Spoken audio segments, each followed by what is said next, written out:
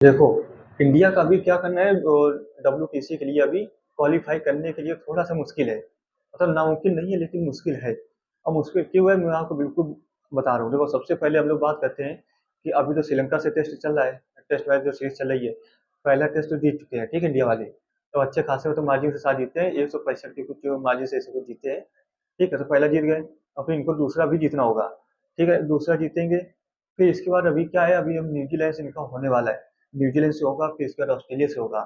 तो इनको सबसे पहले क्या करना है न्यूजीलैंड से जीतना पड़ेगा।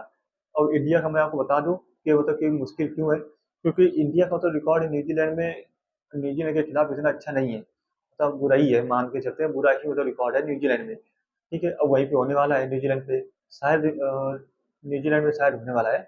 तो अगर वहाँ पे होने वाला है तो इंडिया वैसे भी देखो पहले से मुसीबत में है, क्योंकि उसका देखो खतरा तो ऐसे भी है क्या, चौथे या पांचवें नंबर पे तो है ही इंडिया, ठीक है रैंकिंग में। तो अगर डब्ल्यू को खेलना है तो कुछ तो मेहनत करनी पड़ेगी ना। तो वहाँ पे उनको क्या करना है, जितने मैच हैं उनको पूरे मैच जीतने पड़ेंगे।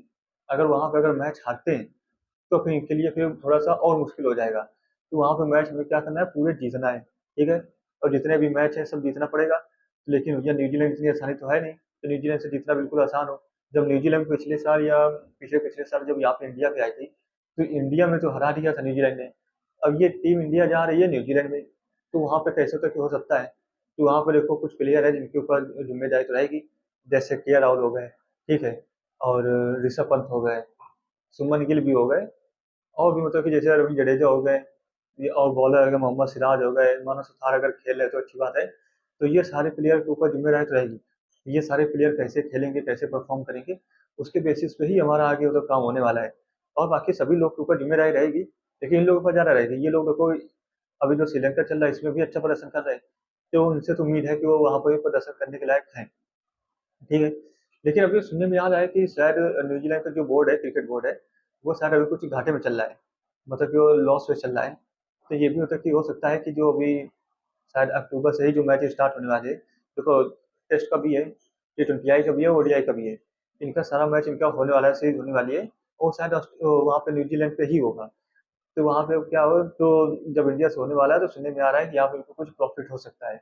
और प्रॉफिट कैसे होगा, देखो सभी लोग पता है कि स्पॉन्सरशिप आते हैं, ठीक है, राइट्स मिलता है। और जो भी मतलब कि टीवी में या किसी भी ऐप में वो जो स्ट्रीमिंग होती है उसका ये सब सारी चीज़ों को पैसा दिखला के हो सकता है कि शायद उनका क्रिकेट बोर्ड का थोड़ा प्रॉफिट हो जाए। और ये उम्मीद है कि प्रॉफिट होगा, क्योंकि इंडिया से होने वाला है तो देखो इंडिया के प्लेयर देखते हैं, न्यूजीलैंड के देखेंगे, और भी दूसरे देश के भी प्लेयर देखते हैं, मतलब लोग देखते हैं।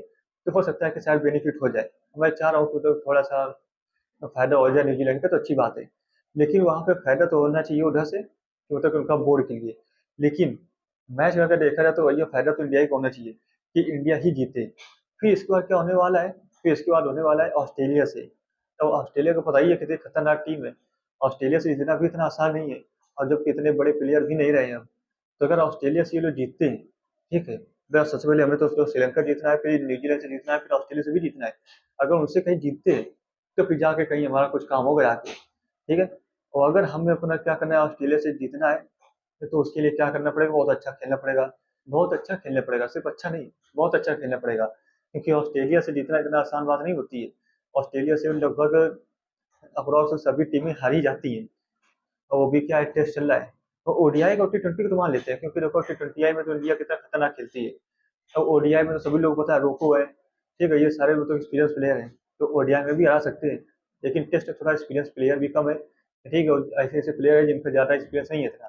तो वहाँ पे थोड़ा कहना मुश्किल हो सकता है कि जीतेंगे नहीं जीतेंगे। अगर वहाँ पर अगर हार जाते हैं तो फिर समझो इंडिया के लिए बिल्कुल नामुमकिन हो जाएगा, नामुमकिन बात कर रहा हूँ, मुश्किल नहीं नामुमकिन भी हो जाएगा। और फिर क्या होगा, इंडिया हार जाएगी। और जब इंडिया हारेगी तो सभी लोगों को पता है कि इंडिया क्या होगा, डब्ल्यूटीसी से बाहर हो जाएगी। और जब बाहर हो जाएगी तो कोई फायदा ही नहीं, क्योंकि देखो हम लोग क्या वर्ल्ड कप खेलने के लिए ही जो हमारे ये होते हैं, रैंकिंग होती है, ये हमारे मैचेस होते हैं सब वर्ल्ड कप के लिए ही होते हैं। और जो वर्ल्ड कप ही मतलब नहीं क्वालिफाई कर पाया तो बिल्कुल बेकार चीज़ है, ठीक है। तो ये सारी चीज़ें हमें देखना पड़ेगा, और थोड़ा सा मैनेजमेंट को भी देखना पड़ेगा कैसे क्या ये परफॉर्म करेंगे, ठीक है। तो ये सारी चीज़ें हमें करना है अगर हमें डब्ल्यूटीसी खेलना है तो, ठीक है, और जीतना भी है तो, ठीक है, क्योंकि खेलना ही कुछ नहीं होता है, जीतना भी तो होता है ना, कि हमें जीतना भी पड़ेगा। तो चलिए फिलहाल आज के लिए इतना ही। अगर आपको ये वीडियो पसंद आए तो वीडियो को लाइक कीजिए, चैनल पर नए हो चैनल सब्सक्राइब जरूर कर लीजिए। तो मिलते हैं ऐसे शानदार वीडियो के लिए नेक्स्ट वीडियो में, जब तक के लिए जय हिंद।